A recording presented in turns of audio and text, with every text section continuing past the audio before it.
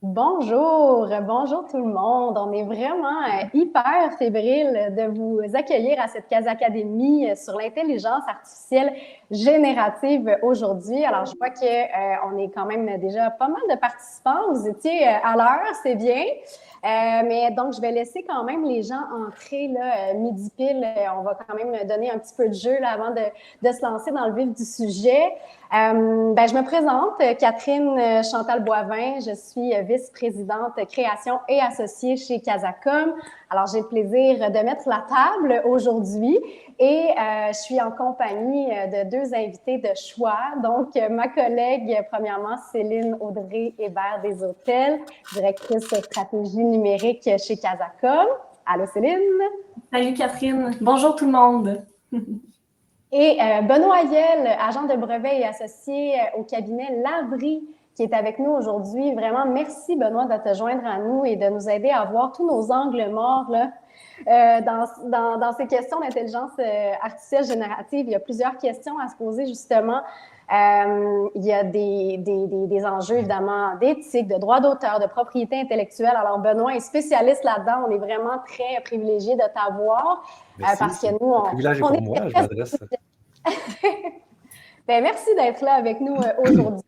Donc, je vois que le nombre de participants augmente tranquillement. Je vais vous parler aussi de comment la plateforme et comment le déroulement va fonctionner aujourd'hui. On a quand même une bonne heure 15 ensemble.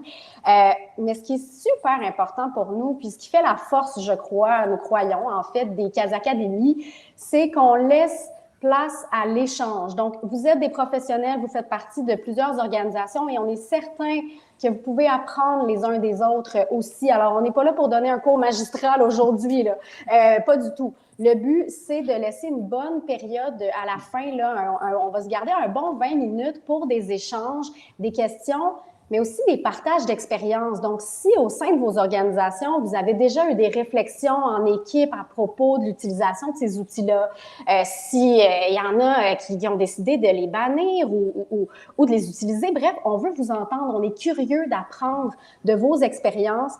On va tous en ressortir gagnants, on est certain de ça. Donc, comment ça va fonctionner? C'est que tout au long de la présentation, vous pouvez écrire dans le chat si vous avez des questions, des commentaires. On va peut-être répondre à certaines questions là, en cours de route, mais on va se garder vraiment un bon moment pour le faire à la fin. Mais si vous voulez vraiment partager votre question, votre commentaire, ouvrir votre micro et votre caméra, vous allez pouvoir le faire. Ça va être simple, puis je vais vous le redire à la période de questions. Vous allez pouvoir tout simplement écrire « question » ou témoignage dans la section chat. Et ça veut dire que vous manifestez votre intérêt d'ouvrir votre caméra et votre micro. Et là, Ulrika, qui est là sous le nom Communication Casacom Inc., qui est cachée derrière, va vraiment pouvoir vous donner la permission. Là, il va vous ouvrir votre micro et votre caméra, puis c'est là où on va pouvoir avoir des réels échanges. Alors, voilà, le nombre de participants a encore monté et il est midi 4. Alors, lançons-nous dans le vif du sujet et commençons cette Casa Académie sur l'intelligence artificielle générative. Enthousiasme, vigilance, comment en tirer avantage? C'est pas pour rien qu'on a mélangé tous ces mots-là ensemble. C'est vraiment notre posture, je vous dirais, par rapport à l'arrivée de ces outils-là. Et j'ai envie de vous raconter une histoire, en fait, parce que moi, il y a un moment dont je vais me souvenir longtemps, je crois. C'est première semaine de janvier. Donc, on est vraiment tout de suite après le temps des fêtes et il y a une certaine Céline qui arrive chez Casacom, les yeux pétillants, comme un enfant là, qui a joué avec ses cadeaux tout le temps des fêtes. Sauf qu'elle, son cadeau, il n'avait pas été livré par le Père Noël sous le sapin. Son cadeau, c'était ChatGPT. Donc, Céline arrive du temps des fêtes de Noël en disant « J'ai joué, je me suis amusée, j'ai exploré ChatGPT pendant toutes mes vacances. » C'est vraiment ce qu'elle avait fait, là, elle, pendant ses vacances. Donc, on choisit chacun notre manière de profiter de nos vacances. Mais bon, elle était tellement enthousiaste. Son enthousiasme a été rapidement très contagieux et chez Casacom, on a décidé de plonger dans cette vague-là. Donc, c'est sûr qu'il y a plusieurs approches. Nous, au lieu de la laisser passer la vague, on a décidé de plonger à fond dedans avec un certain je vous dirais, avec des questions en tête, une vigilance et une éthique derrière tout ça. Mais on a décidé de plonger. Donc, ça fait déjà quelques temps, hein, ça fait depuis Noël, alors on avait hâte de vous en parler, mais on voulait bien explorer ces outils-là avant de vous en parler. Attention, on est des communicateurs chez Casacom. Bon, Benoît a sa propre expertise, évidemment, mais même si on s'allie d'experts techniques en la matière, c'est vraiment avec notre chapeau de communicateur qu'on se présente devant vous aujourd'hui, puis qu'on va vous parler un peu de nos explorations. Donc, avant de vous donner un peu de contexte, j'aimerais vous poser une question. Alors, il y a un sondage qu'on va pouvoir lancer, si tu veux bien, Ulrika. Alors, normalement, ça devrait apparaître dans le bas de... Ah, bien, ça apparaît directement comme ça, vous pouvez répondre. Alors, on veut savoir un peu qui on a devant nous. Comment vous percevez l'arrivée des outils d'intelligence générative dans le milieu du travail? Plus comme une menace, une opportunité ou un peu des deux? Alors, voilà, on va attendre vos votes. Je me suis permis de voter, moi aussi. Moi aussi, je l'ai reçu, j'ai voté. Je me demande, pour Benoît, voter pour quoi? Je vous le dis pas tout de suite. Je vous le dis tantôt. C'est bon, alors ça monte, ça monte. Ben, tu sais, sans grande surprise, là, je dirais que majoritairement un peu des deux, hein, tu sais. Donc, c'est un peu normal. On ne voit pas ça exclusivement comme une menace, mais on est vigilant, puis on voit ça aussi comme une opportunité. Mais je trouve ça bien que, quand même, il y a beaucoup d'entre vous qui voient ça comme une opportunité. Benoît, Scoop, une menace, une opportunité? Scoop, un peu des deux. Un peu des deux. Bon. Définitivement un peu des deux, puis on parlera tantôt de comment ça se mesure, lequel des deux on met en premier dans notre chapeau, finalement. Bon, ben, j'imagine que Céline a voté pour une opportunité. Tu me connais bien, Catherine. Donc, si vous êtes curieux de vous comparer par rapport à des communicateurs dans le monde, ça, c'est un sondage qui a été fait en mars dernier, donc relativement récent. Et vous voyez là c'est des communicateurs de partout dans le monde, hein, de 400 communicateurs qui ont été sondés pour ce sondage-là. Vous voyez que la plupart voient ça plus comme une opportunité, mais sont quand même préoccupés par les risques, les questions éthiques, juridiques. La plupart pensent que d'ici les 6 prochains mois, là, ça va être business as usual, donc dans les affaires courantes.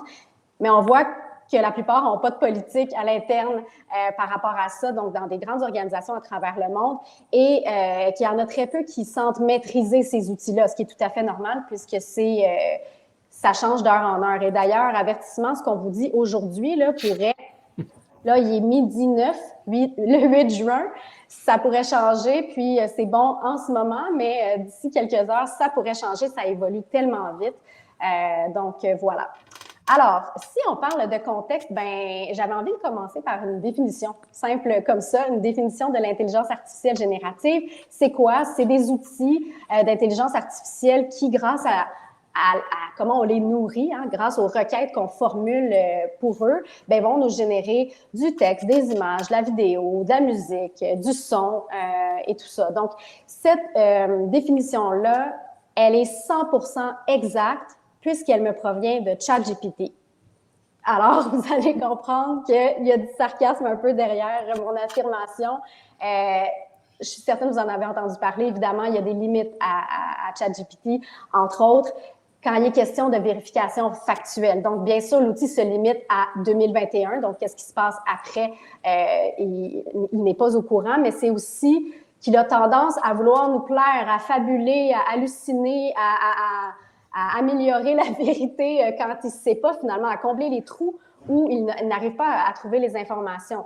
Donc, hyper important de double vérifier, triple vérifier lorsqu'il est question de faits que l'on demande à l'outil. Ce n'est pas sa plus grande force. Il est meilleur pour la créativité selon nous, mais pour sa propre connaissance de lui-même, je pense qu'il était quand même assez juste.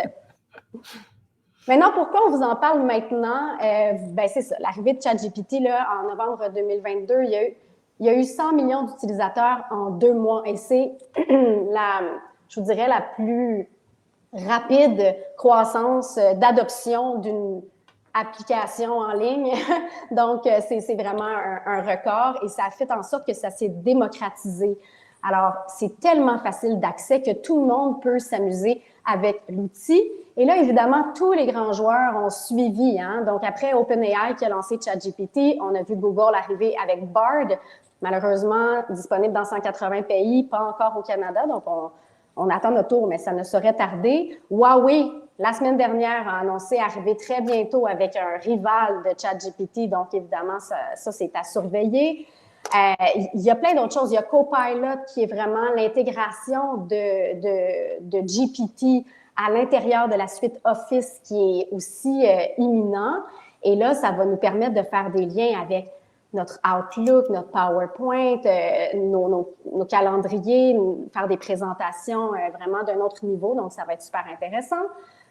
Je pensais pas dire un jour que j'utilisais Bing à tous les jours, mais je vous le dis, maintenant, j'utilise Bing grâce à Microsoft Edge. Alors, si vous utilisez ce navigateur-là, dans le coin à droite en haut, il y a le petit outil Bing Chat. Et là, on va pouvoir poser des questions, comme ChatGPT à Bing, qui nous fournit des réponses. D'ailleurs, là, je me suis amusée, hein, j'ai fait une recherche sur notre présidente fondatrice, Marie-Josée Gagnon. Et ce qu'on me donne, c'est une courte définition qui est quand même assez véridique, là. Ça va au niveau des faits, mais ce qui est intéressant, c'est que Bing cite ses sources. Alors, pour vrai, c'est vraiment fascinant, cet outil-là. Puis, ce qu'on sait aussi, c'est que rapidement, ça va être bientôt disponible dans Chrome et Safari. Donc, ça, c'est intéressant. Puis, il y a même les municipalités à travers le monde qui emboîtent le pas. Récemment, la ville de Boston a encouragé ses employés à utiliser, explorer ChatGPT, mais bien sûr avec certains encadrements. Donc, c'est intéressant à voir. Pourquoi certains en ont peur? C'est tout à fait légitime. Bon, on a peur que ça nous vole des jobs. Hein? Dans la culture populaire, c'est ancré à l'intérieur de nous un peu que les robots vont se retourner contre nous. Hein? Donc, toutes les inventions technologiques de la race humaine se retournent vers les humains. Mais au-delà de ça, il y a quand même des experts aussi qui sont préoccupés. Donc, il y a des experts dont font partie aussi, entre autres, Yoshua Bengio ici à Montréal et Elon Musk qui ont demandé un moratoire, non pas sur le fait de créer ces outils ou pas, mais plutôt de mettre une pause pour pouvoir bien encadrer parce que là, ça va trop vite.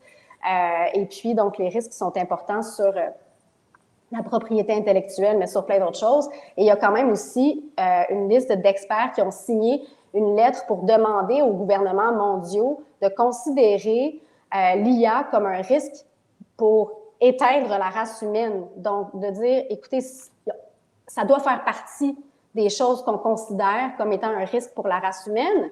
Ça ne veut pas dire qu'on ne veut pas continuer à développer tout ça, mais il faut le faire consciemment et intelligemment. Statistique qui, moi, m'a m'a préoccupée. Ça vient du dernier Forum économique mondial et ça nous dit que 26% des tâches actuelles des secteurs des arts, donc de la création, du design, du divertissement, des médias pourraient être automatisés en IA, donc actuellement. Alors, on a deux manières de voir ça.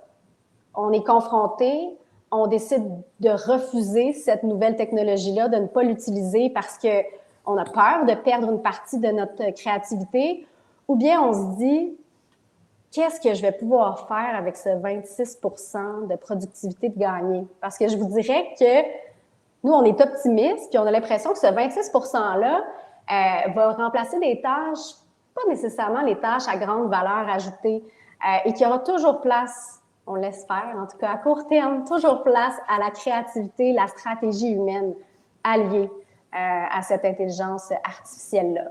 Donc, évidemment, si la question à se poser n'est pas est-ce qu'on les adopte ou pas, ces outils-là, puisqu'ils font partie du paysage et ils sont si faciles d'accès que c'est très difficile de les bannir, bien, si on les adopte, comment on le fait? Donc, plusieurs questions à se poser, évidemment. Comment l'encadrer, comment le faire de manière éthique, comment communiquer aussi à nos employés, à l'interne, à l'externe. On va tenter de commencer à répondre à ces questions-là avec vous aujourd'hui, à amorcer la réflexion du moins. Alors, rapidement, avant de passer à ma collègue Céline, bien, je vous l'ai dit, on a plongé dans la vague, nous, chez Casacom, donc on a vraiment formé une équipe spéciale et on a testé des outils. Testé, vu les limites, le potentiel. Évidemment, ChatGPT 4, la version payante. On s'est amusé avec Midjourney, DALL-E, donc vous avez certainement entendu parler, qui génère des images.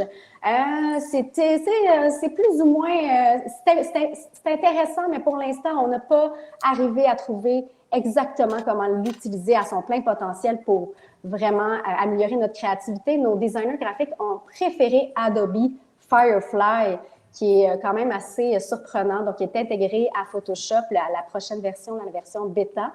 Et on s'est même amusé aussi à de la génération de musique avec Boomy, mais le tout dans un cadre. Alors, dès qu'on a dit à nos gens, oui, on va l'essayer, oui, on va le tester, mais attention, n'utilisez jamais un contenu 100% généré par l'IA. C'est une bougie d'allumage pour notre créativité, mais on ne prend pas textuellement qu'est-ce qui nous est fourni, entre autres par ChatGPT.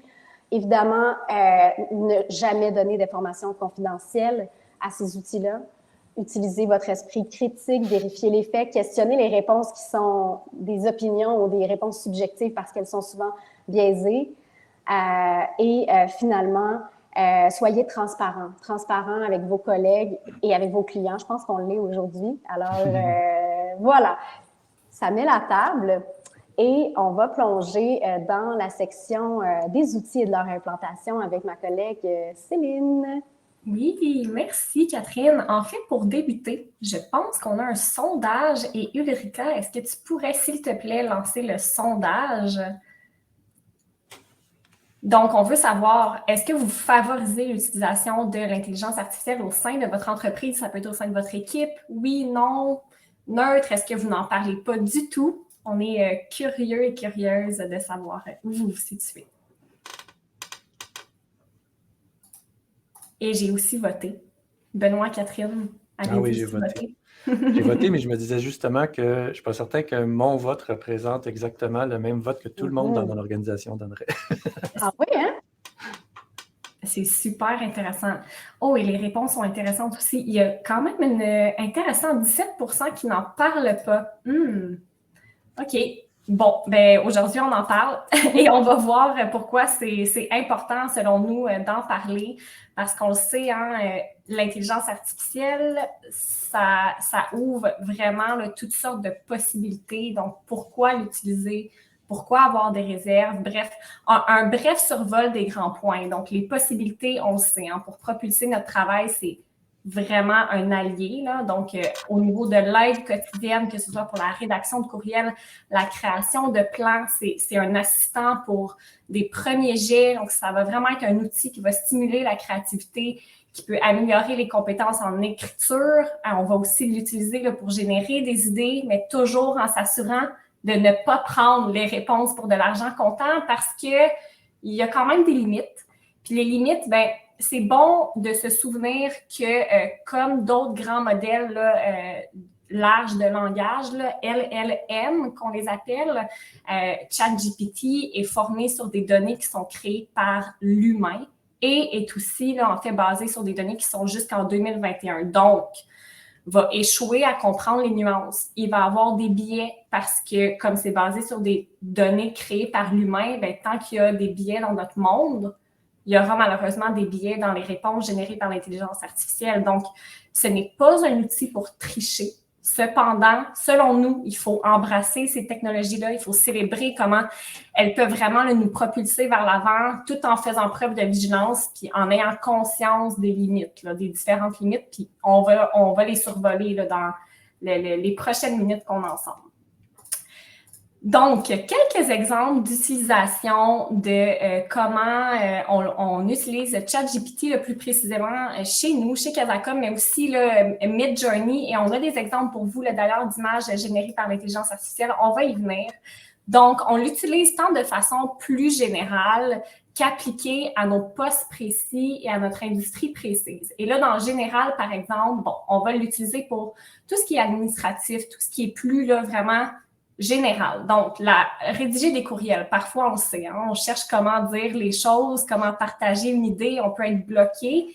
On va s'aider avec ChatGPT à mieux communiquer On va aussi l'utiliser pour nettoyer, classer des notes, bien sûr, toujours avec un souci de divulguer des informations sensibles, faire attention de retirer les informations sensibles.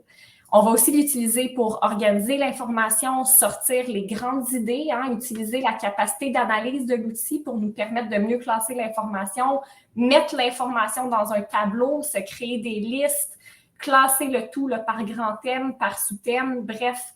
Il y a vraiment toutes sortes de façons de l'utiliser. Puis plus précisément pour nous, dans notre industrie, on l'utilise pour générer des premières idées de titres, des premières idées de sous-titres, des accroches. Parfois, on trouve que ce qu'on a, c'est pas assez percutant. Donc, on va vraiment l'utiliser comme, encore une fois, un assistant. Je pense que je peux pas mettre assez l'emphase sur on le voit comme un collaborateur non humain qui est intelligent. C'est vraiment ça. Au niveau de la recherche de marché aussi, c'est super intéressant parce qu'on va l'utiliser en tant qu'outil de recherche, d'analyse, de planification. Donc, par exemple, on peut lui donner des grandes quantités d'informations. Puis là, on va lui demander de sortir et de nous classer les grandes idées, détecter les sentiments, les préférences dans ce large volume de texte-là. Donc, vous comprenez qu'au niveau du temps, c'est incroyable le gain qu'on fait. Même chose au niveau, par exemple, planifier des événements, planifier des choses.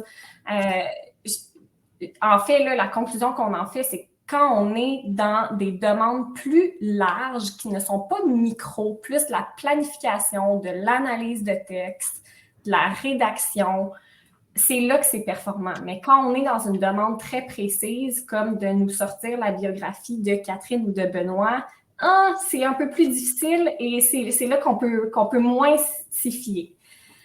Et puis tout ça, bien sûr, je le répète, c'est en prenant soin de jamais prendre une réponse telle quelle comme véritable, comme véridique pour les raisons qui ont été énumérées plus tôt. Donc, vous les attendiez tous et toutes, les fameuses photos qui ont été générées par notre équipe studio. Catherine, je ne sais pas si tu veux un peu expliquer l'historique de chacune d'entre elles. Ben, tu sais, je vous disais qu'on avait testé Midjourney, DALL-E et Adobe Firefly. Donc, pour l'instant, il n'y a pas d'image générée de manière artificielle qu'on a utilisée dans des campagnes ou à l'externe ou tout ça. On s'est amusé avec les potentiels de tout ça. Ce qu'on remarque, c'est que lorsqu'on... donc quand vous regardez les photos, par exemple, de nos deux scientifiques, en ce moment, quand on demande à Midjourney de nous créer ce genre de photos-là, on arrive avec une requête, on veut des scientifiques dans un laboratoire et regardez là sur la mâchoire de l'une d'elles, on peut lire, on peut entrevoir un watermark. Alors, c'est donc de dire que l'outil va aller piger dans des photos stock, mais pour lesquelles on n'a pas payé les droits. Donc là, à ce niveau-là, on a vu les limites. Pour ce qui est, par contre, de la création vraiment d'illustrations, ça peut être intéressant ensuite quand on les utilise en partie dans des visuels.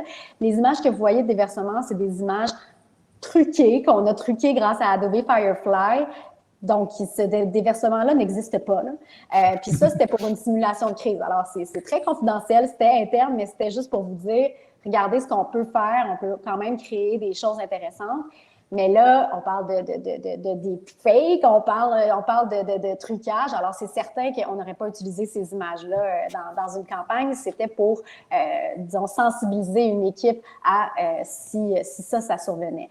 Donc, c'est intéressant. Vraiment, les possibilités sont illimitées, mais on est encore à explorer le tout. Puis éventuellement, là, si vous avez des questions aussi, je pense qu'il y a nos designers graphiques qui sont là dans l'assistance qui pourront y répondre aussi. Et puis là, tout ça, c'est bien beau et c'est bien le fun, mais maintenant, comment on fait pour gérer l'utilisation, éviter une fuite de données sensibles, données confidentielles, s'assurer d'une utilisation responsable au sein de son équipe? Comment on fait pour naviguer à travers ça en tant que leader gestionnaire? Pour nous, il y a 4 grandes catégories à travers lesquelles on va naviguer dans le 45 minutes à peu près qu'on a encore devant nous, qui sont, les leaders doivent comprendre vraiment comment l'intelligence artificielle impacte leur rôle respectif et aider leurs équipes à faire de même. Les leaders ont pour nous aussi le rôle d'établir les bonnes limites, les codes éthiques, partager le risque que ça représente, que l'utilisation représente pour l'entreprise. Et ça, c'est différent vraiment pour chaque entreprise. Hein. Il n'y a pas de réponse, prémâchée là, pour personne. Là. Et Benoît va y revenir d'ailleurs dans quelques minutes. Ceci étant dit, on ne peut pas empêcher l'utilisation de l'intelligence artificielle. Donc, ce point-là est très, très important. Il y a une pression réelle sur les entreprises, sur les gestionnaires d'adopter et de gérer la vague de l'intelligence artificielle. Puis cette pression-là, elle vient des employés. Elle est existante. Vos employés vous regardent surfer le tout. Là. Ensuite, il y a aussi l'importance de comprendre, qui est un peu reliée, l'importance de comprendre où en sont les membres de l'équipe dans leur relation avec l'intelligence artificielle. Et ça, ben, c'est important parce qu'il faut qu'il y ait un lien sain entre les employés et l'intelligence artificielle pour venir réduire le creux, en fait, entre les early adopters et les late adopters parce qu'il faut avoir conscience que ça va nécessairement créer des inéquités dans vos équipes.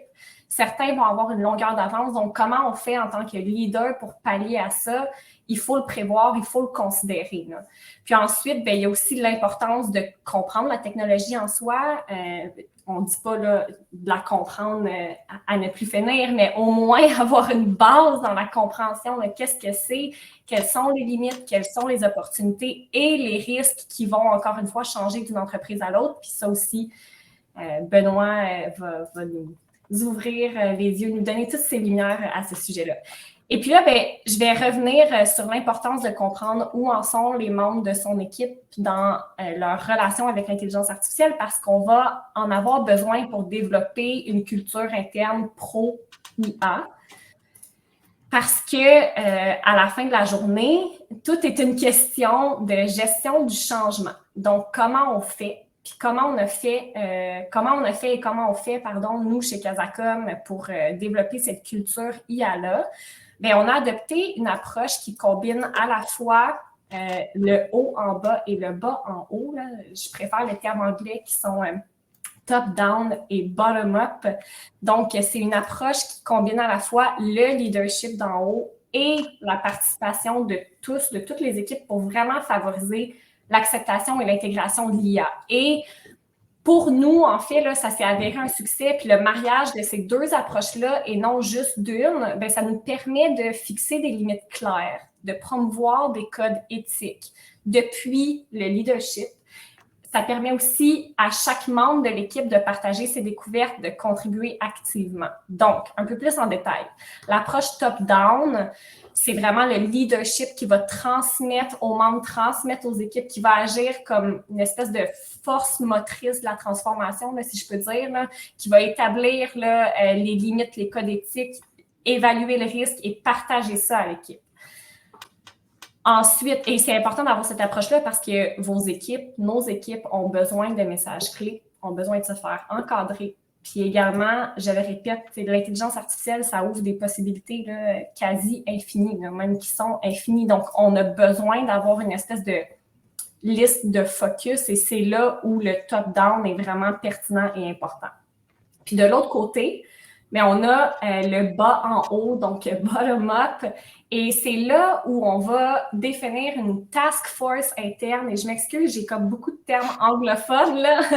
On va avoir une équipe, une espèce de centre de l'excellence, et c'est important d'avoir cette approche-là aussi parce qu'on va démocratiser les membres de son équipe, leur demander de partager leurs découvertes, leurs bons coups, leurs moins bons coups, mais aussi de mettre de l'avant toutes les nouveautés là, sur l'intelligence artificielle. Et je pense vraiment que le bottom-up, l'approche de bas en haut, est un meilleur processus pour s'assurer de rester à jour sur les nouvelles opportunités que l'intelligence artificielle nous offre, qu'on ne connaît pas encore. On a besoin d'alliés là, en tant que gestionnaire et leader. On ne peut pas tout prendre ça sur nous. Puis c'est important vraiment qu'on démocratise les membres de nos équipes qui ont peut-être une pensée un peu plus digitale là, naturellement, puis qui ont une curiosité naturelle sur le sujet. Là. Donc, on a vraiment mis l'accent sur le développement d'une culture propice là, chez Casacom avec ces deux approches-là.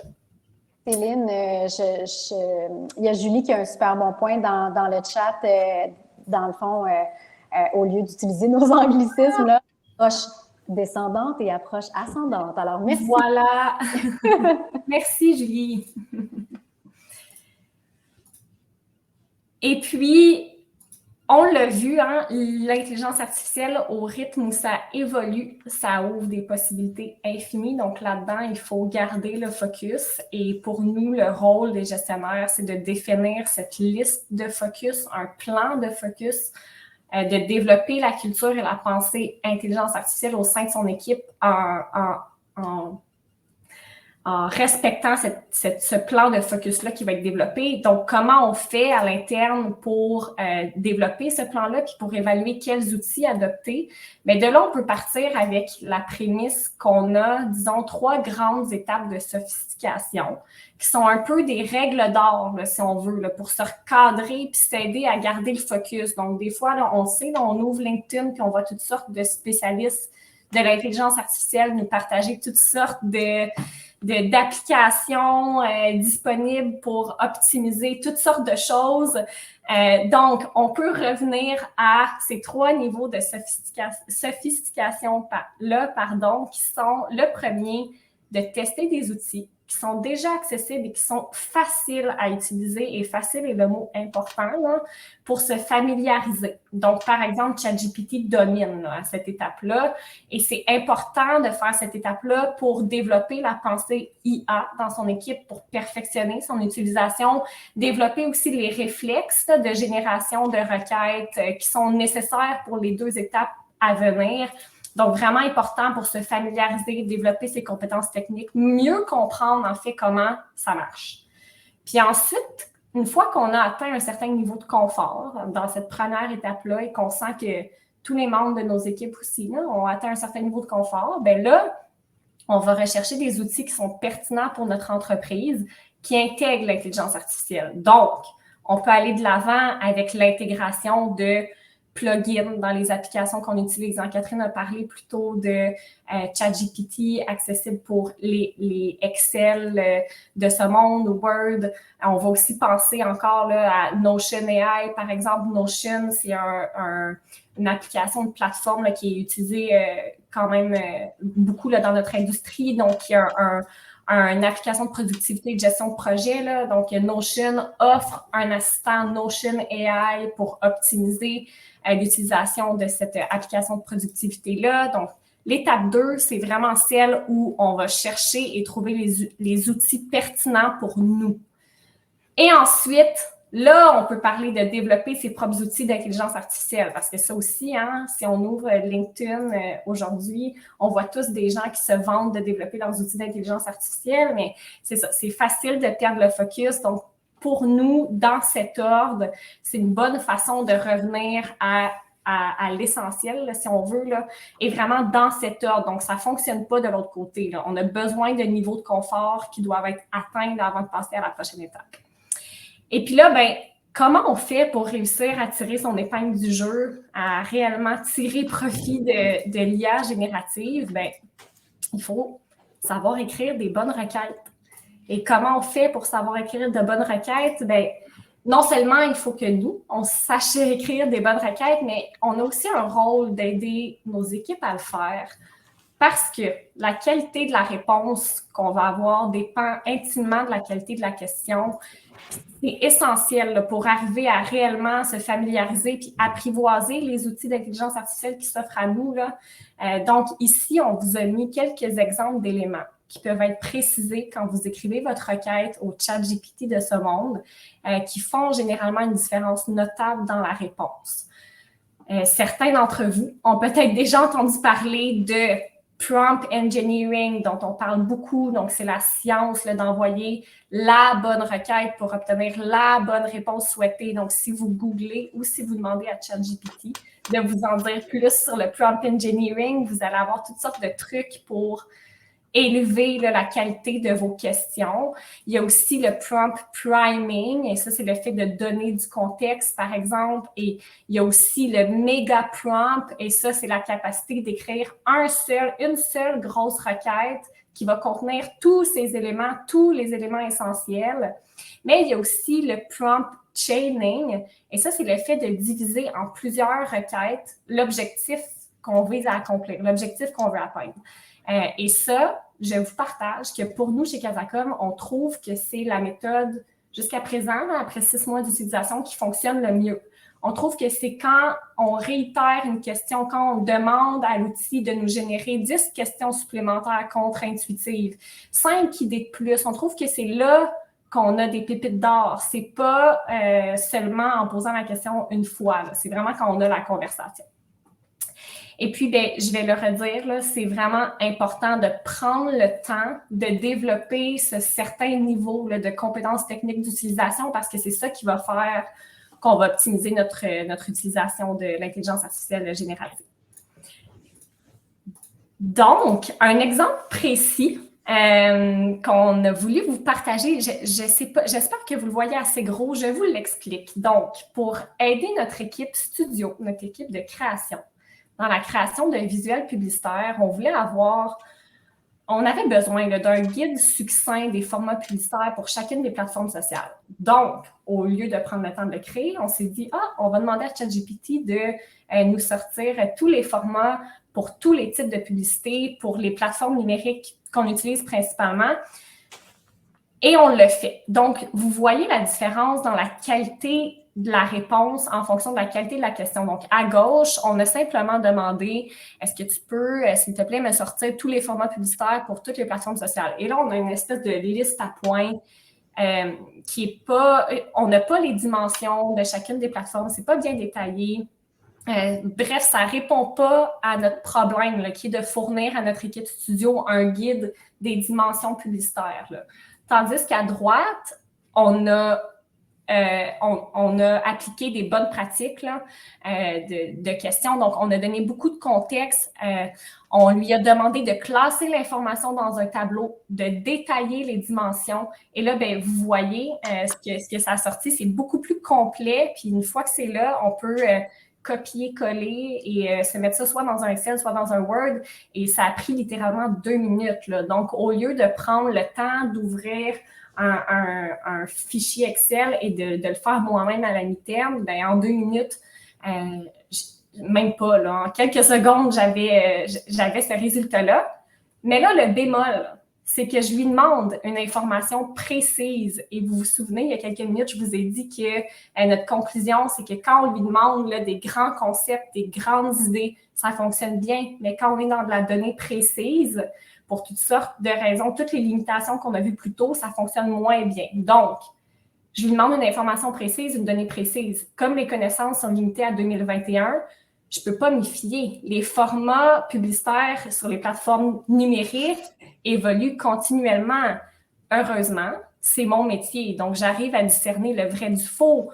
Mais ça soutient à quel point c'est nécessaire d'avoir un minimum de connaissances dans un domaine pour arriver à tirer le meilleur parti là, de l'outil. Là. C'est un bon outil pour des demandes générales, mais des grands concepts, quand on tombe dans de la donnée précise, on doit avoir une connaissance là, du sujet là, pour arriver, arriver à tirer notre épingle du jeu. Maintenant, si on va à la diapo suivante, voilà. Donc, ici, c'est un exemple d'une requête d'analyse de texte.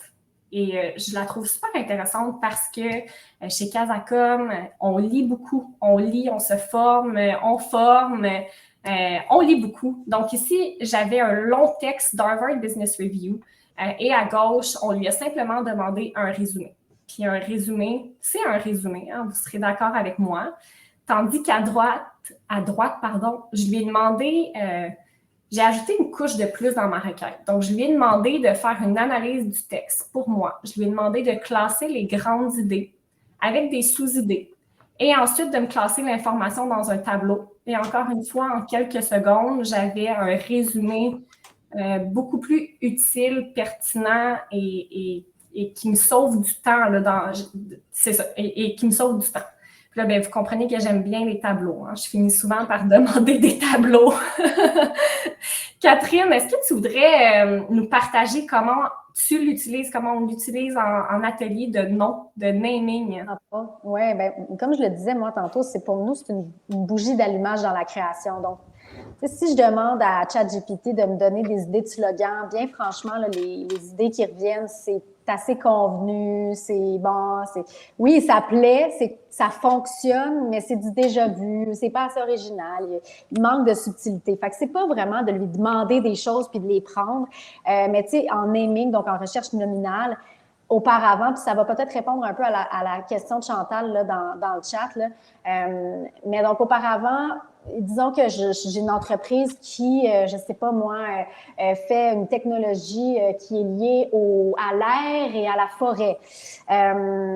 J'ai envie de lui trouver un nom. Moi, je serais allée fouiller dans mes dictionnaires, je serais allée fouiller dans les noms latins, dans les noms grecs, et ça m'aurait pris beaucoup, beaucoup plus de temps à obtenir ce que moi, je sais déjà que je veux aller chercher. Donc, j'ai envie d'aller prendre des mots de ces univers-là dans plusieurs dialectes, et d'en faire ensuite des mix et d'en faire des mélanges puis d'en créer des noms inventés. Mais donc, ça va accélérer ma recherche. Je vais demander, par exemple, sors-moi le mot atmosphère, le mot air, le mot vent en 20 dialectes différents. Puis, donc, ça, c'est pas quelque chose qu'on peut demander à Google Chantal, par exemple. Donc, on va falloir ça va être beaucoup plus long. On va peut-être obtenir l'information, mais ça va être beaucoup plus long. Puis après ça, c'est juste d'aller vérifier l'élément qui nous plaît, est-il vraiment véridique ou pas, puis d'aller mélanger tout ça ensemble pour faire une création. Donc, je ne sais pas si ça répond à la question de Chantal, mais je trouve que les exemples que tu as mis sont très bien parce que quand je parlais du 26 % qui est peut-être pas des tâches à valeur ajoutée, toi, là, de lui faire ce tableau-là, puis d'aller te chercher les spécificités des visuels et tout ça, ça t'a donné juste plus de temps pour finalement élaborer la réelle stratégie numérique que tu avais en tête. Aller élever tout ça au lieu de perdre du temps à créer ce tableau qui est très, très factuel. Oui, absolument. Puis toujours dans l'exemple... d'Hélène, oui, vous aurez... on va vous envoyer la présentation, bien sûr, par la suite. Toujours dans l'exemple du texte, là, je tiens à ajouter, là, on vous a mis l'exemple pour un article d'Harvard Business Review, mais cette mécanique-là, cette pensée-là, ce processus-là peut être appliqué à n'importe quelle grande quantité de texte. Donc, par exemple, si on a 2500 avis Google sur un établissement qu'on souhaiterait, pour une raison ou une autre, évaluer, sortir les sentiments à travers ces commentaires-là, ces avis-là, bien, on pourrait les passer là, dans ChatGPT puis demander à l'outil d'analyser le tout, de classer les commentaires en grandes catégories avec des sous-catégories pour chacun. Donc, vraiment, là, tout ce qui est au niveau de l'analyse, classer l'information, là, ça, c'est vraiment très, très chouette. Puis d'ailleurs, si je peux ajouter pour la question de Chantal, il faut comprendre aussi dans Google, quand on fait une recherche dans Google, les réponses qu'on a, ça va être basé sur l'indexation des sites web, hein, le SEO, puis ensuite, on va devoir aller chercher l'information dans chacun des sites. Et les sites qu'on voit en premier, ben c'est ça, là, c'est en fonction du référencement naturel de chacun de ces sites-là. Donc, en fait, avec ChatGPT, on évite ces étapes-là et on a tout de suite une réponse qui nous est donnée. Encore une fois, on ne peut pas la prendre pour de l'argent comptant, mais il y a un gain de temps et une précision qui sont vraiment différents là, d'une recherche sur un moteur de recherche traditionnel. Ensuite, ici, on vous donne juste quelques exemples qu'on trouve amusants de requêtes à tester pour débuter sans trop avoir de but précis, là, pour bien voir la puissance pour soi dans le cadre de son propre rôle au sein d'une entreprise. Et ça peut être bon là, à partager à vos équipes parce que on l'a tous et toutes testé pour nous sortir une recette, hein, ChatGPT, mais ce n'est pas nécessairement ça qui encourage à prendre le temps d'apprivoiser ces outils-là pour se propulser puis augmenter notre productivité au travail. Donc, si on vous a mis, c'est ça, quelques requêtes qu'on a testées et qui nous ont un peu donné la piqûre là, au début de notre familiarisation avec l'outil. Et là, ben, quand on parle d'apprivoiser l'intelligence artificielle générative pour se propulser, je pense qu'on ne peut pas assez répéter et mettre le focus sur le rôle des gestionnaires, des dirigeants, d'assurer une utilisation éthique et sécuritaire de l'intelligence artificielle. Il faut garder en tête que l'utilisation doit être une responsabilité collective, d'où l'importance là, de développer une culture d'intelligence artificielle à l'interne. Malgré ça, même si c'est une responsabilité collective, ben, il faut garder en tête et communiquer que la sécurité des données revient à l'individu. S'il arrive une fuite de données demain qui vous met dans l'eau chaude, c'est pas de la faute de Microsoft ou de la faute d'OpenAI, qui est le propriétaire de ChatGPT. C'est seulement la responsabilité de la personne qui a partagé cette information au modèle. Et finalement, ben, les considérations éthiques et légales, la notion de risque, ça doit faire partie là, de la conversation dès maintenant. Là. Si vous parlez de l'intelligence artificielle à l'interne et que vous n'avez pas encore ouvert la conversation sur ces points-là, on vous encourage vraiment fortement à le faire. Et puis, ben, d'ailleurs, sur ce point, je passe la parole à Benoît qui en a beaucoup à nous apprendre là, à ce sujet. Merci Céline Audrey. On va passer à travers des questions juridiques rapidement, mais surtout à essayer de qualifier le risque. Puis je décrirais, si je voulais mettre ça un petit peu en termes publicitaires, posez vos questions gratuitement et obtenez quelque chose. On n'est pas toujours sûr de ce qu'on obtient, mais on obtient quelque chose. Après ça, comme le disaient Céline Audrey et Catherine, ben, c'est important d'aller vérifier tout ça. Mais le quelque chose en question va comporter des risques différents en fonction de plusieurs critères, notamment le contexte de l'entreprise pour lequel vous utilisez le contenu, mais aussi la licence d'utilisation de l'outil. Et je pense qu'on a un sondage à ce sujet qui est assez simple quand même. Avez-vous lu la licence de ChatGPT ou de n'importe quel autre outil génératif que vous utilisez? J'ai une petite idée, mais quand même, j'aimerais ça voir vos réponses. Et Catherine et Céline Audrey aussi, je serais très curieux.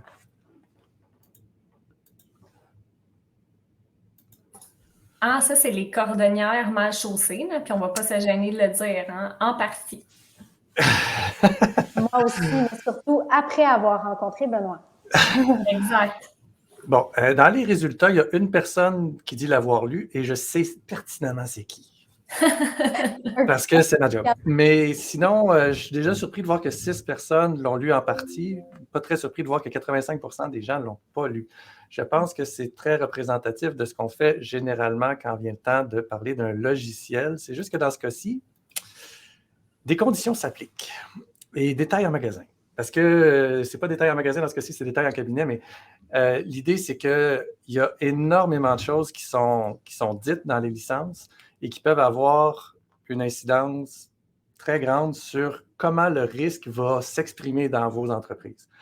Je donne l'exemple de Laverie. Le premier réflexe de Laverie, et avec raison, ça a été de dire on ne touche pas à ChatGPT, on coupe les liens, on coupe tout, parce que s'il fallait que, du point de vue de la confidentialité, la quantité de données qu'un cabinet d'avocats et d'agents de brevet et d'agents de marque reçoit, c'est hallucinant. Fait que s'il fallait qu'une toute petite partie de cette information-là confidentielle se retrouve hors de contrôle, ou s'il fallait qu'un avis juridique qui provienne de ChatGPT ne soit mal utilisé ou soit mal vérifié et tout le kit, je vous laisse voir la suite, ben, c'est un risque qu'on ne pouvait tout simplement pas prendre à l'interne. C'est un risque réputationnel, c'est un risque qui est fondamental à nos affaires.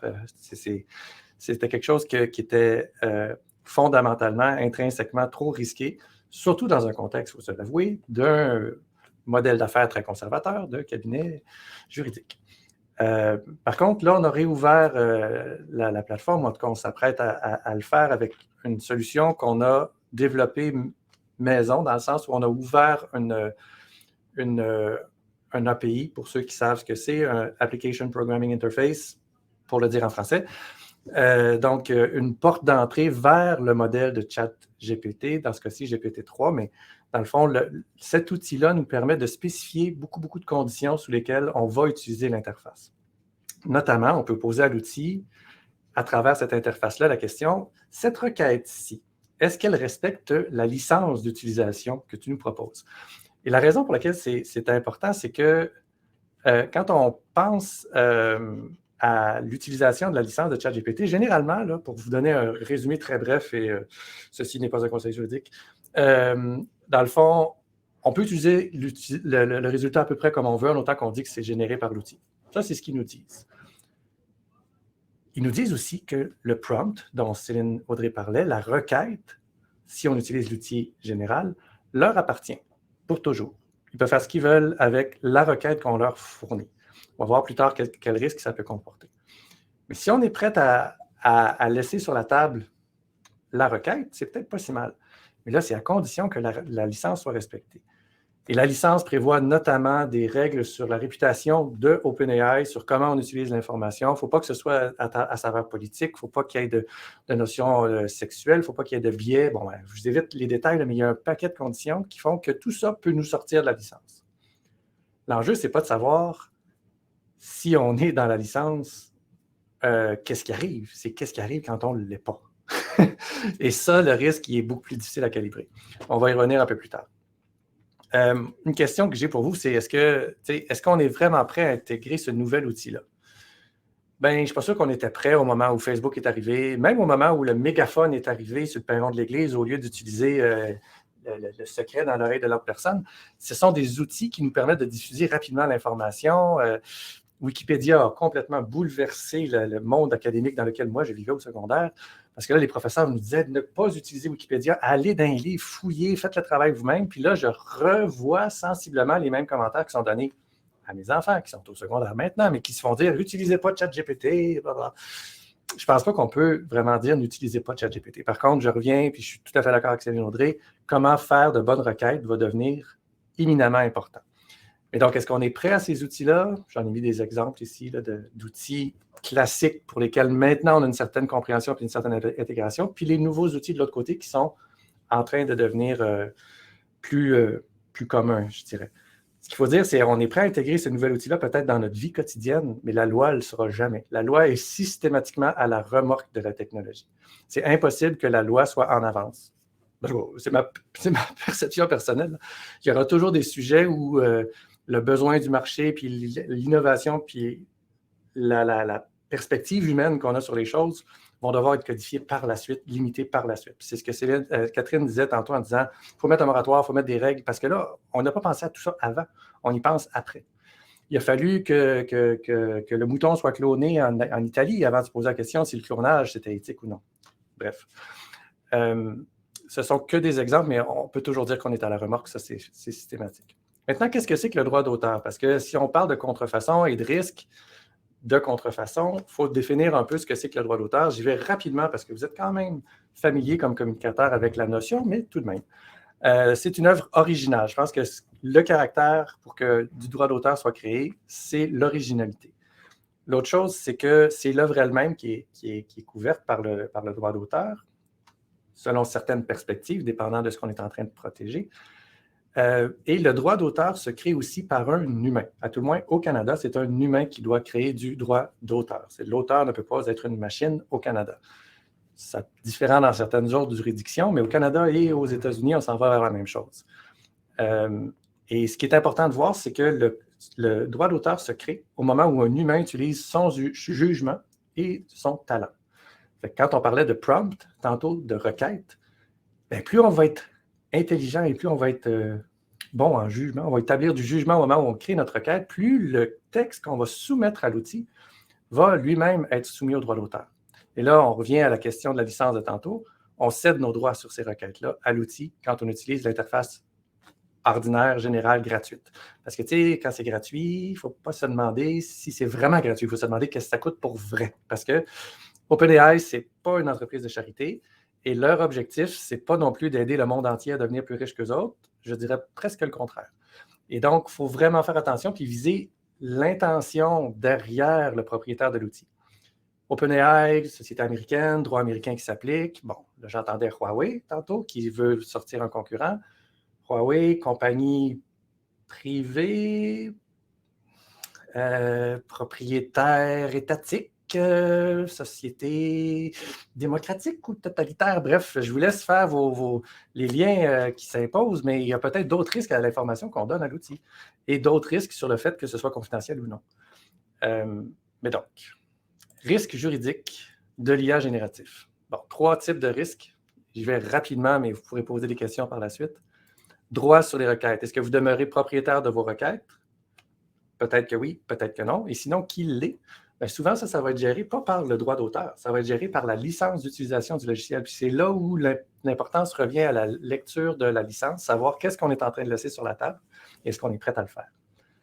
Par la suite, est-ce que j'ai le droit d'utiliser l'information ou peu importe l'information, l'image, la musique, peu importe. Est-ce que je peux utiliser ça de la façon dont je souhaite l'utiliser? Et si oui, à quelle fin? Et sinon, pourquoi? Bien, le droit d'auteur généré, il peut tout à fait appartenir à l'outil jusqu'à preuve du contraire. Pas par le droit d'auteur, par la licence. Et c'est là où il faut faire attention, c'est qu'il y a une notion de droit contractuel qui s'applique. Vous pouvez être en bris de licence et vous pouvez donc être sujet à vous faire poursuivre parce que vous ne respectez pas la licence sans qu'il y ait aucun impact sur le droit d'auteur. Il faut vraiment faire attention. Puis si oui, à quelle fin? Bien là, à quelle fin on revient à l'utilisation de la licence? Encore une fois, si vous le faites à des fins politiques, c'est explicitement interdit, en tout cas dans la dernière version que j'ai lue de la licence de ChatGPT notamment, on revient à cet outil-là, mais il y en a d'autres. Donc, il faut faire attention. Et est-ce que le résultat que j'obtiens de l'outil est libre de droit? Puis je pense que l'exemple de Catherine tantôt tend à démontrer qu'il y a des risques que ce ne soit pas libre de droit. Parce que si on voit le watermark, la marque d'eau, évidemment, comme traduction, si on voit le watermark dans le fond de l'image, c'est probablement parce qu'elle a été prise de façon, je ne dirais pas nécessairement en payant la licence, on va dire ça comme ça. Et est-ce que le propriétaire de l'image originale a des droits contre vous qui avez utilisé le résultat de bonne foi, mais quand même, de l'outil? La réponse, ben, c'est variable, ça dépend des juridictions, ça dépend d'un paquet de choses, mais il y a définitivement un risque. Et dépendant encore une fois du contexte d'utilisation, vous pourrez ou non vivre avec le risque. Si vous êtes en train de préparer une présentation interne pour faire, je ne sais pas, une ouverture dans un contexte où ce n'est pas quelque chose à but lucratif, par exemple, ou c'est quelque chose qui est vraiment simplement à l'interne, ou qui ne touche absolument pas à votre core business. Vous êtes en train de documenter l'utilisation, je ne sais pas, d'un outil interne, puis vous voulez avoir une image, bien, ça ne veut pas dire que ce n'est pas la contrefaçon, mais l'exposure que vous avez en termes réputationnels et en termes juridiques est quand même moins grand que, par exemple, pour une compagnie comme Lavry, d'utiliser le résultat de ChatGPT dans une opinion juridique ou pour Casacom d'utiliser le résultat de ChatGPT dans une campagne de pub pour laquelle le client a rémunéré Casacom pour son expertise, va rémunérer Lavry pour son expertise, puis là, à ce moment-là, on manque le bateau complètement. Il faut vraiment mesurer le risque en fonction de à quel endroit on se trouve. Donc, évaluation du risque. Première chose, si vous pouvez ou vous ne voulez pas lire la licence vous-même, demandez à quelqu'un de le faire pour vous. Et là, il y a 2 catégories. Je suis confiant de respecter la licence. Bon, ben, c'est une évaluation de risque quand même assez traditionnelle. C'est un risque réputationnel qui peut être mesurable. On peut décider qu'on prend le risque, mais au moins, on peut pouvoir relativement mesurer. Puis, la décision va vraiment dépendre de la valeur ajoutée attendue du résultat de l'intelligence artificielle, notamment aussi le contexte, quel impact le contexte va avoir sur l'évaluation. Et là, si je pense que j'ai des doutes, que je peux peut-être pas respecter la licence, bien là, c'est beaucoup plus difficile à établir. Et le risque réputationnel, tant qu'à moi, c'est la plus grande proportion de risque parce que se faire poursuivre, c'est déjà trop. Dans certains cas, on ne peut même pas risquer cet aspect-là. Fait qu'il faut faire quand même attention. L'autre chose que je voulais aussi mentionner, c'est que présentement, on est en début de course. On est en début de course pour la domination sur les AI génératifs. Je vous mets quelques exemples d'outils que vous reconnaîtrez peut-être, sinon je vais vous rafraîchir la mémoire. Ici, on a un logiciel très, très dominant il y a quelques années, WordPerfect, qui a vraiment révolutionné la façon de faire du traitement de texte. On a Netscape qui a été la première solution pour faire utiliser le HTML, le langage du web, pour présenter des sites. Avant ça, il y avait Opera qu'on ne connaît pas vraiment aujourd'hui, mais Netscape, c'était la grosse affaire. C'est quoi donc celui-là? Je ne me souviens même plus. Ça fait trop longtemps. MySpace. MySpace. ça ne vous souvenez plus non plus, hein? Ben, c'est ça. America Online, qui était la façon d'accéder à l'Internet. Dans votre milieu, CorelDRAW, ça vous dit quelque chose? Ça vous dit-tu encore quelque chose? ICQ, c'était la façon de communiquer avec ma sœur qui était à Paris dans le temps. Yahoo, il était indélogeable en ce qui concerne les outils de recherche sur le web. Et Lotus 123, qui est l'ancêtre de Excel, tous ces logiciels-là étaient le joueur dominant à une certaine époque. Et on n'entend à peu près pas parler. Il existe encore, il vivote dans certains secteurs niches, mais il existe à peu près plus. Donc, il faut faire attention aussi avant de dire qu'on va mettre tous nos œufs dans OpenAI. Microsoft a un talent très particulier et très efficace à aller récupérer les solutions que d'autres ont développées pour en faire de l'argent. Il faut simplement être conscient que la licence que vous lisez aujourd'hui avec ChatGPT, si vous la lisez, ne sera pas nécessairement celle qui va s'appliquer plus tard quand vous aurez vraiment à mettre en place un outil commercial qui va vraiment répondre à vos besoins. C'est juste une mise en garde sur le fait qu'il ne faut pas trop s'avancer et mettre toutes nos billes dans un outil.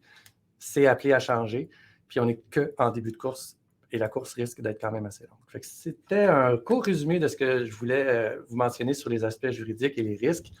Évidemment, par les questions, on pourra y revenir aussi. Ben oui, profitez-en pendant que, même s'il ne donne pas de conseils juridiques, là. Benoît est là gratuitement, profitez-en. On va ouvrir pas de conseils juridiques, mais bon, c'est ça. La période de questions. Puis juste avant de vous laisser parler, rapidement, vous le savez, je vous l'ai dit, là, on a plongé dans cette vague-là. Alors, on a exploré ces outils-là. On s'est allé aussi à des experts très techniques de la chose et on est super heureux de lancer officiellement cette nouvelle offre de service Avantage IA. Donc, si vous avez des questions là-dessus, n'hésitez pas à nous joindre, à nous écrire directement. Donc, évidemment, on soutient les organisations pour l'implantation de ces outils-là au niveau éthique, communicationnel, communication interne, gestion de réputation, politique, d'utilisation. On a des formations aussi pour aller vraiment plus en détail et tester et découvrir ChatGPT, mais aussi pour la créativité dans son ensemble. Puis, on offre aussi des veilles stratégiques, des veilles médiatiques sur la question ou personnalisées même à certains secteurs. Donc, maintenant que cela c'est dit... je pense qu'il y a une première question que je vais peut-être me présenter. En fait, il y a deux questions. Il y a déjà deux questions et j'aimerais peut-être... Oui, il y avait Chantal qui avait une question plus haut. Chantal, oui. On pourrait dire information Google et analyse ChatGPT. En fait, pas tout à fait. Google, il faut se souvenir, là, vraiment, Google va nous sortir des choix de sites web. Hein. Vraiment, là, donc, Google, oui, information, mais il faut aussi se souvenir que l'information qui va nous être présentée va être est intimement reliée là, au référencement naturel des sites web, donc aussi à notre position géographique, donc à toutes sortes de choses. Là. Si moi, je recherche un sujet, Catherine recherche un autre sujet, on n'aura pas la même réponse. Ça se passe aussi dans le monde de l'intelligence artificielle, ceci étant dit. Mais donc, Google, information, oui, mais gardez en tête qu'il y a l'indexation là, des sites web qui est à considérer. Tandis que ChatGPT, c'est pas que de l'analyse. ChatGPT va en fait nous donner des réponses créatives basées sur la donnée là, générée par l'humain et une mare de données. Là. On parle de milliards, de milliards et de milliards et de milliards de données là, sur lesquelles le modèle est entraîné. Donc, je pense que ce qu'il faut aussi bien prendre en compte, c'est l'objectif final de ChatGPT. Ce qu'on lui a demandé avant qu'il commence à apprendre, c'est « s'il vous plaît, envoie-moi de l'information que je vais aimer. » Et donc, ce qu'il cherche à faire, c'est plaire à la personne indirectement, parce que c'est ça qu'on lui a appris à faire, plaire à la personne qui pose la question. Donc oui, il y a de l'analyse. Puis si la notion d'analyse est surpassée par la notion de « si je dis ça, je vais perdre le contact, si on veut, avec la personne qui me pose la requête », il n'ira pas vers la bonne information, il va y aller vers quelque chose de plaisant. Ça m'amène à la question d'Hélène Pouliot sur est-ce qu'on peut utiliser... s'inspirer de ChatGPT pour des comités de presse portant sur des lois. En fait, ChatGPT est tellement mauvais pour la revue de jurisprudence, c'est hallucinant. On a demandé à ChatGPT de nous donner le contexte juridique d'une demande de brevet dans le cadre d'un traité international. Il nous a créé carrément, il nous a créé un traité international portant sur les brevets qui était, somme toute, crédible, mais qui n'existait absolument pas. Puis quand on creuse un peu puis qu'on commence à poser des questions, il dit « Ah, excuse-moi, finalement, j'ai inventé ça parce que je pensais que c'était ça que tu voulais savoir. » il est vraiment dangereux d'utiliser l'outil, particulièrement pour des contextes très précis. Et aussi, il faut se rappeler que c'est historique. On est arrêté en septembre 2021 ou à peu près. Puis donc, tout ce qui est nouveau projet de loi, nouvelle façon de faire, c'est complètement absent de l'analyse, ou en tout cas de la vision de ChatGPT. Et l'autre chose, c'est que s'il est formé du point de vue juridique, il est assurément formé sur le droit américain et absolument pas en droit québécois. Tout ça, c'est contextuel, mais ça, c'est la réponse relativement courte à la question d'Hélène. Si je peux ajouter à ça, Benoît, je pense que ça revient à un point qu'on a présenté aujourd'hui, la différence entre les grands concepts et les réponses détaillées. Absolument. ChatGPT est très bon pour le grand concept. Donc, si c'est pour la forme du communiqué de presse, comment un communiqué de presse est construit, là, la structure, pour ça, oui, ça peut être un bon premier jet. Mais quand on va parler des informations détaillées dans le communiqué de presse, c'est là où on ne peut pas prendre ça pour de l'argent comptant. Là. Puis le filtre humain, puis la connaissance, la compétence dans le sujet est nécessaire. J'aurais le goût je vous avais dit là, au départ qu'on aurait aimé vous entendre, puis je vois que bon, les questions sont pas mal répondues, celles qui sont dans le chat, mais est-ce qu'il y en a parmi vous qui aimeraient nous partager si vous avez vécu des expériences, en avez-vous discuté dans vos organisations? On veut voir votre joli minois. Qu'est-ce qui a été choisi comme direction? Quelles questions vous vous posez jusqu'à présent? S'il y en a qui ont envie là, d'en parler, peut-être Dominique là, qui est en train de taper, manifestez-vous dans le chat, ce serait intéressant peut-être de vous donner la parole. Si vous êtes gêné, c'est correct. Vous pouvez continuer de nous écrire, puis on va continuer on va continuer de répondre. de vous répondre aussi. Mais le questionnement de Dominique par rapport à l'empreinte carbone collective, c'est intéressant peut-être d'en discuter. Très intéressant aussi en fonction de d'autres technologies, parce que là, il y a l'intelligence artificielle dont on a parlé aujourd'hui, mais on n'a pas parlé beaucoup de technologies d'ordinateurs quantiques qui va venir carrément changer la donne sur un paquet de choses, notamment sur les crypto-monnaies, à mon avis, mais aussi sur l'intelligence artificielle, parce qu'on va déployer tout d'un coup une capacité de calcul qui est infiniment plus grande, avec des façons d'utiliser cet outil-là qui sont très différentes aussi. On n'est pas dans une seule vague d'innovation à la fois. On ne peut pas dire on est en train d'inventer la machine à vapeur puis on verra après. Là. On développe l'IA en même temps que la mécanique quantique développe des ordinateurs très puissants, en même temps qu'on essaie de tenir tout ça avec des lois et des règlements pour ne pas perdre le contrôle. C'est assez périlleux, oui. C'est intéressant, Julie, qui dit que quand elle a parlé dans son organisation qu'elle l'avait utilisé, ça a passé comme dans du beurre. Ouais. Donc, ils n'en ont pas fait de cas, mais je pense vraiment pas que c'est le cas de toutes les organisations. Pour avoir été en contact, évidemment, avec plusieurs clients, on sent qu'il y en a beaucoup qui sont quand même beaucoup plus vigilants et qui tentent de l'encadrer, voire même l'interdire. Mais je pense que ça soutient un point intéressant qui est, on en entend parler, c'est glorifié, hein, ces outils-là, ChatGPT, on entend parler du bon, mais on ne parle pas assez des risques, puis c'est facile de s'emballer, là, mais le rôle des gestionnaires dirigeants, c'est aussi d'avoir la discipline de voir les deux côtés de la médaille, là. Puis c'est important, c'est probablement pas de la mauvaise foi, mais... Non, puis aussi être suffisamment clairvoyant pour se rendre compte que si vous l'interdisez sur vos postes de travail, les gens ont le téléphone à côté puis ils font pareil. Fait qu'on ne peut pas non plus être totalement dans l'interdit parce que je pense qu'on passe à côté d'un potentiel, mais on n'élimine pas plus le risque non plus parce que les gens vont l'utiliser, mais on ne le saura juste pas. Ce qui n'est pas nécessairement une bonne façon de calculer le risque. Et donc, du côté de l'usage encadré, nous, la décision qu'on a prise, c'est d'essayer de construire une whitelist, en bon français, une liste blanche de sujets qui peuvent être traités, plutôt que de tenter de faire une liste noire, un blacklist, parce que le blacklist va avoir des trous, puis les gens vont peut-être moins bien saisir quels sont les avantages de l'outil, plutôt que d'effrayer les gens avec tout ce qu'on ne peut pas faire. La décision, ça a été d'aller vers une liste de choses pertinentes et utiles, puis je l'ai vu aussi dans ce que Céline Audrey a présenté, là.